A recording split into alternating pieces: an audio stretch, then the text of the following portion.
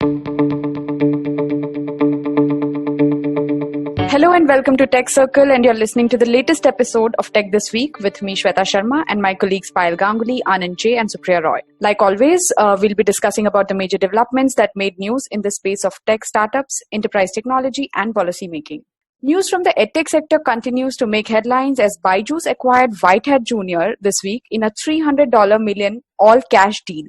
As part of the deal, Whitehat Junior's investors, Nexus Venture Partners, Omidyar Network India, and Owl Ventures will exit the company. And with this deal, Byju's is looking to expand its teacher base to cater to demand from new markets and also expand its offerings in India. Anand, don't you think it's really early to exit a company which you've set up probably just 18 months back?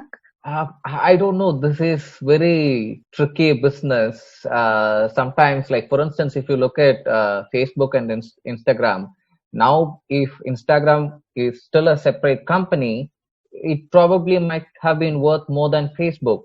It's the money spinning machine for Facebook as of now.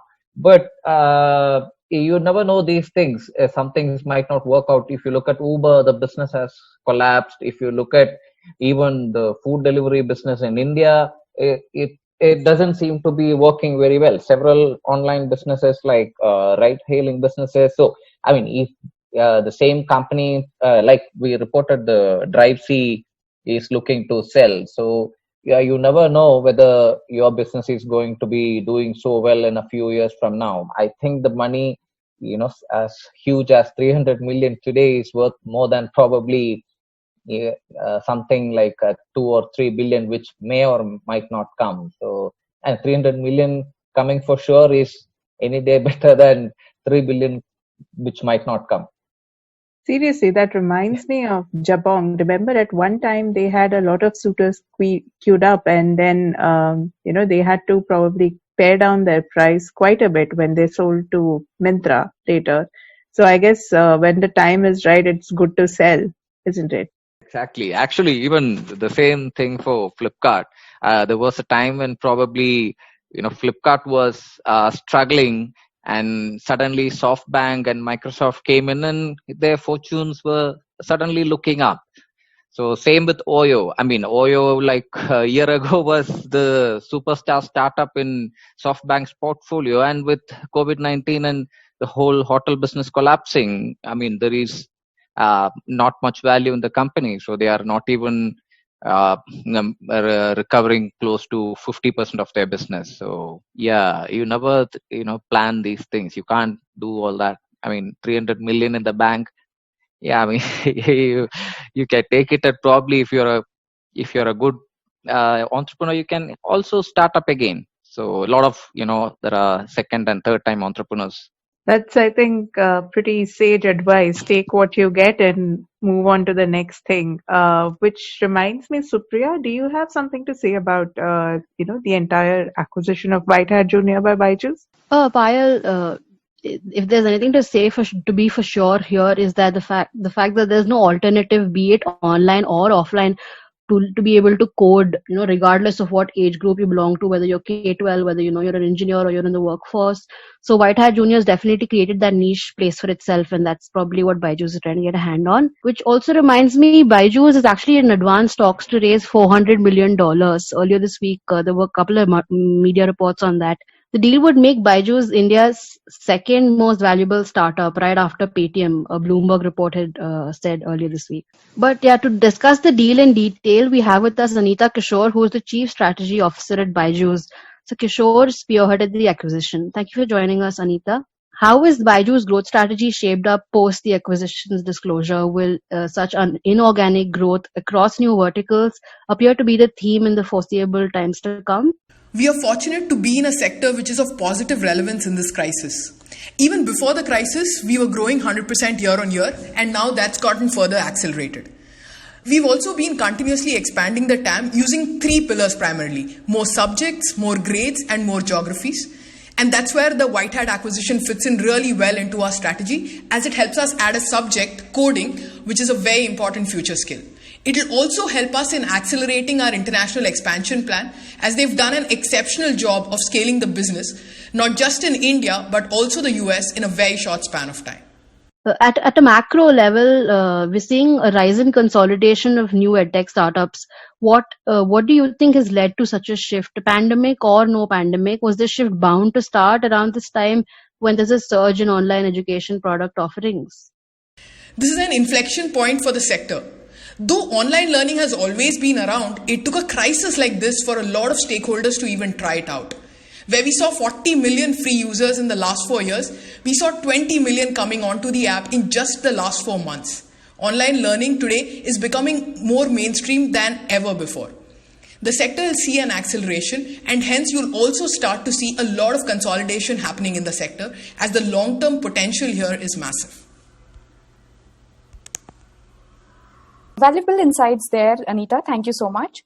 Moving on to another interesting news this week. Telecom giant Bharti Airtel announced a multi-year strategic collaboration with AWS for delivering cloud services to SMEs and large enterprises. The competition in this space seems to be intensifying as last year Reliance Jio partnered with Microsoft for delivering tech solutions. Anand, what are your thoughts there? How do you think this is going to play out for India? While none of these developments are directly related to COVID-19 pandemic, that surely seems to have accelerated the cloud businesses of all these companies because of cloud migration that a lot of large Indian enterprises as well as MSMEs are looking as of now, because there is no other way to keep the businesses running. So Google Cloud also had entered a similar partnership with Airtel recently.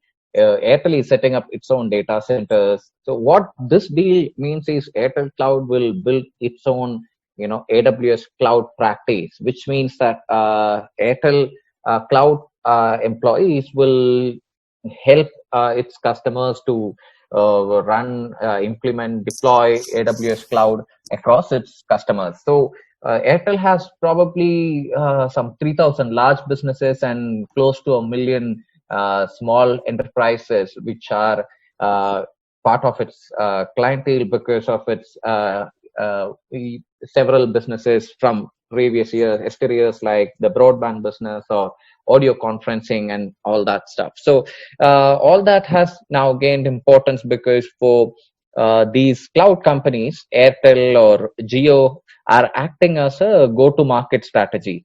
So these guys have, ready-made clientele, and you don't need to look for other marketing strategies. You just go through and push your products through Airtel or Jio. So Airtel also had a partnership this month or last month with BlueJeans for enterprise video conferencing solutions.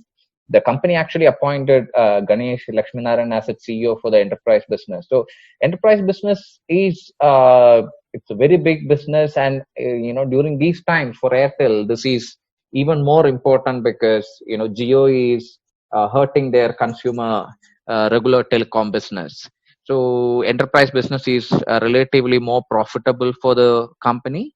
So this is only to be expected that the company is doubling down on its enterprise business. The company also operates several data centers also.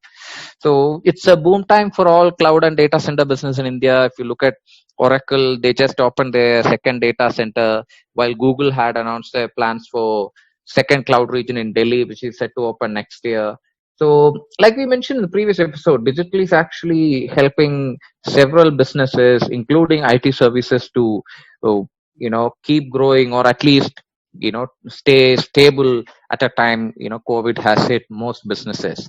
So this week we also saw Freshworks announcing that their customer help desk solutions have actually doubled during this past 6 months, because every customer initiative now has to go through digital, and so adoption has also skyrocketed. So now Freshworks is looking at close to $200 million in annual run rate as of now. So let's see how all this is going to sustain over the rest of the year.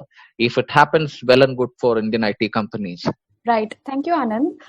In another development, RBI has announced that it is extending the ambit of priority sector lending for startups, which will provide them easier access to credit. So, sort of a good and encouraging move for the startups, right, Payal?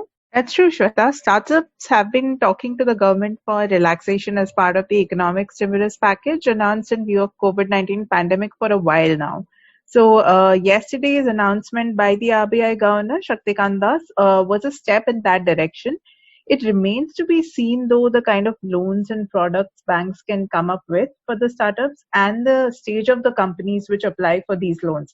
Because there is also the option of equity and debt which is available to startups, but they do take up a large amount of shareholding from the company. Also, because startups are asset-light models, we don't know if they will be required to produce collateral when it comes to taking a loan from the bank. Another segment that saw some activity this week was automobile rental and resale business. Used car retailing platform Spinny acquired larger rival Truebill. The brand will continue to operate as is for the time being. The sector has some well-funded players like Droom, Cars24, Car Dekho, and others. COVID-19 seems to have only accelerated the consolidation in the sector. That's right, Shweta. We also reported that Yamaha Motor Company backed DriveC, which offers self-drive vehicles for rent, is liquidating its assets to stay afloat.